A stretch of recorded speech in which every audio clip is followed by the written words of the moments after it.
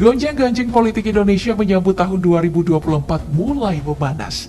Diawali oleh pilihan Partai Nasdem yang mendadak mendeklarasikan mantan Gubernur DKI Jakarta, Anies Baswedan sebagai capres. Berbeda dengan Gubernur Jawa Tengah, Ganjar Pranowo, yang beberapa kali telah menyatakan siap menjadi capres. Gara-gara itu pun Ganjar dapat teguran dari partainya PDIP. Deklarasi Anies dan juga pamor Ganjar memang tidak bisa dianggap sebagai angin lalu saja. Kedua tokoh ini sudah sama-sama populer dan berniat maju dalam bursa Pilpres mendatang. Kira-kira siapa yang lebih baik di antara keduanya? Kita kupas tuntas di DP Versus kali ini.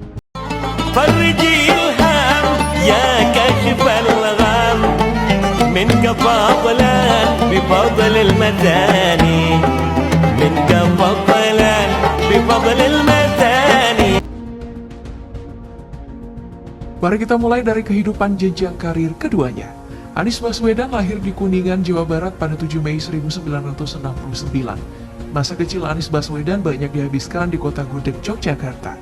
Mulai SD, SMP, SMA, hingga kuliah di Universitas Gadjah Mada. Selepas lulus tahun 1995, Anies menjadi peneliti di Pusat Antar Universitas Studi Ekonomi UGM. Kiprahnya ini membawanya mendapat beasiswa ke Jepang dan juga Amerika Serikat. Setelah bersekolah yang lumayan panjang, Anies pun kembali ke Indonesia dan langsung menjadi Direktur Riset di Indonesian Institute. Dirinya kemudian terus bersinar dan meledak pada tahun 2007, setelah terpilih sebagai Rektor Universitas Paramadina yang menjadikan dirinya sebagai Rektor termuda Indonesia dengan umur 38 tahun. Nah, di sini Anies mulai bersentuhan dengan politik praktis. Tahun 2013, dia pernah mencoba menjadi capres dari Partai Demokrat, namun gagal.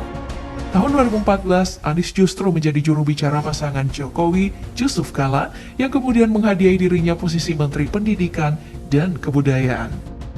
Sayangnya, Anies kena reshuffle kabinet di tahun 2016. Namun hal ini kemudian mengantarnya maju bertempur di Pilkada Jakarta tahun 2017 bersama Sandiaga Uno, dan berhasil menang dengan hasil yang cukup signifikan. Anies Sandi 57,96% dan Ahok Jarot 42,04%. Nah, per 17 Oktober kemarin Anies sudah lengser dari tahta Gubernur DKI. Apakah pencalonannya dari Partai Nasdem bakal membuatnya bersinar kembali? Lepas dari itu, banyak yang berharap kalau orang yang mendampinginya adalah AHY sebagai cawapres. Sedangkan bagaimana dengan kehidupan dan karir dari Pak Ganjar? Nah, Pak Ganjar sendiri lahir pada 28 Oktober 1968 dari sebuah keluarga sederhana di desa lereng Gunung Lawu. Masa SMA-nya dihabiskan di Yogyakarta yang kemudian dilanjutkan berkuliah di jurusan Hukum Universitas Gadjah Mada. Selepas S1, Pak Ganjar muda kemudian melanjutkan perjalanan pendidikannya untuk S2 di Universitas Indonesia. Setelah lulus, Pak Ganjar sempat mendapatkan pekerjaan sebagai konsultan HRD di beberapa perusahaan Jakarta. Di masa kerja di Jakarta inilah Pak Ganjar mulai tersenggol politik sebagai simpatisan PDI. Dari simpatisan, Ganjar pun mantap berkarir di politik dengan menjadi kader PDIP yang membawa namanya melesat dengan cepat. Tahun 2004, Ganjar langsung masuk dalam bursa calon anggota DPR RI yang secara ajaib langsung gol. Setidaknya, Ganjar duduk di kursi DPR selama 9 tahun hingga tahun 2013. Setelah melepas kursinya sebagai anggota Dewan, Ganjar kemudian maju sebagai calon Gubernur Jawa Tengah dan langsung menang selama 2 periode. Periode pertama ia menyapu 48,82% suara, lalu pada periode kedua, Ganjar menang telak dengan angka 58,78% suara. Nah, pada tahun 2023 mendatang, kursi gubernur ini akan ditinggalkan dan seperti beberapa kali pernyataannya bahwa dia siap untuk menjadi capres. Tapi, kira-kira Pak Ganjar cocoknya berpasangan dengan siapa ya?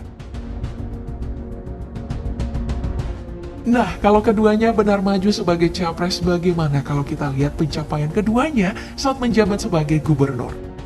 Selama 5 tahun Pak Anies memimpin Jakarta, setidaknya ada beberapa infrastruktur paling signifikan yang ditorehkan olehnya. Mulai dari Jakarta International Airport Circuit, Jakarta International Stadium, hingga JPO Pinisi. Selain itu, selama menjabat, Pak Anies juga mendapatkan beberapa penghargaan. Mulai dari 4 penghargaan kategori Indeks Pembangunan Ketenagakerjaan, 9 penghargaan Anugerah Public Relation Indonesia Award, Dan yang paling mencengangkan adalah raihan STA atau Sustainable Transportation Award. Perlu kita tahu kalau STA ini diberikan karena katanya macet di Jakarta bisa diatasi dengan baik lewat program integrasi antar moda transportasi publik. Nah, gimana nih orang Jakarta? Apa benar macet udah mendingan? Nah, dengan pencapaiannya ini memang Pak Anies bisa diacungi jempol. Namun sayang, hasil survei setelah dia turun berkata lain. Dari lembaga survei Nusantara Strategic Network, cuma 33,8% warga Jakarta yang puas dengan Anies. 60,3% lainnya malah tidak puas. Hal ini disebabkan gagalnya janji utama Anies seperti OKOC, pengatasan banjir, dan rumah DP 0 rupiah. Sedangkan untuk Pak Ganjar, selama hampir 10 tahun menjadi gubernur Jawa Tengah, dirinya juga menorehkan banyak hal. Untuk hal baik, ada beragam pembangunan yang menakjubkan. Pada tahun 2022, infrastruktur berupa jalan provinsi sepanjang 2.404,74 km. Untuk menjaga jalan provinsi ini tetap hebat, Pak Ganjar juga meluncurkan aplikasi Jalan Cantik sebagai media laporan warga. Lalu, tak kalah mencengangkan, ada juga pembangunan Bandara Internasional Ahmad Yani Semarang yang sudah mandek dengan 4 gubernur sebelumnya. Tapi, prestasinya tercoreng dengan beberapa catatan hitam, seperti kasus Wadas yang sampai sekarang masih mencari keadilan, dan juga kasus kemiskinan parah di Jawa Tengah. Bahkan, Jawa Tengah jadi provinsi paling miskin loh di Pulau Jawa. Nah, dari laporan tadi kita tentu makin tahu kalau keduanya punya hal baik dan buruk yang perlu kita pertimbangkan jika keduanya maju sebagai calon presiden di tahun 2024. Apalagi keduanya memang punya basis fans yang sangat banyak. Hal ini bisa dilihat di sosial media keduanya. Contohnya di Instagram, akun Pak Anies punya 5,8 juta pengikut, sedangkan akun Pak Ganjar cuma memiliki 5,3 juta pengikut. Selain itu ada juga di YouTube yang ternyata nih Pak Ganjar jauh lebih unggul. Channel Pak Anies cuma punya 210.000 subscriber, sedangkan channelnya Pak Ganjar punya 1,48 juta subscriber. Dua platform media sosial ini membuktikan kalau keduanya punya basis pendukung masing-masing. Tapi, bila merujuk pada hasil survei terkini yang mencari tahu elektabilitas dan popularitas kedua tokoh ini, sepertinya Ganjar masih berada di atas Anies. Hasil survei Saiful Mujani Research and Consulting bulan Oktober 2022. Pak Ganjar memimpin dengan 32,1%, sedangkan Pak Anies cuma 26%. Sedangkan dari Litbang Kompas, Pak Ganjar mendapat elektabilitas mencapai 26,9%, sedangkan Pak Anies cuma 15,4%. Nah, menjadi seorang politisi sukses, keduanya tentu punya uang yang gak sedikit. Dari data LHKPN atau Laporan Harta Kekayaan Penyelenggara Negara, Pak Anies ternyata memiliki harta mencapai 10,9 miliar rupiah. Dari laporan tersebut, setidaknya ada dua hal yang mencolok dalam LHKPN Pak Anies. Pertama, ada jumlah aset tanah dan bangunan yang mencapai 14,7 miliar rupiah. Dan yang paling mencengangkan adalah utang yang mencapai 7,6 miliar rupiah. Kira-kira Pak Anies ini utang apaan ya? Sedangkan untuk Pak Ganjar, laporan LHKPN menyebutkan kalau dirinya memiliki total kekayaan mencapai 11,7 miliar rupiah. Hal menarik dari laporan keuangan Pak Ganjar terletak di jumlah kas yang dia pegang. Gak main-main, jumlah kas yang dia pegang mencapai 6,8 miliar rupiah.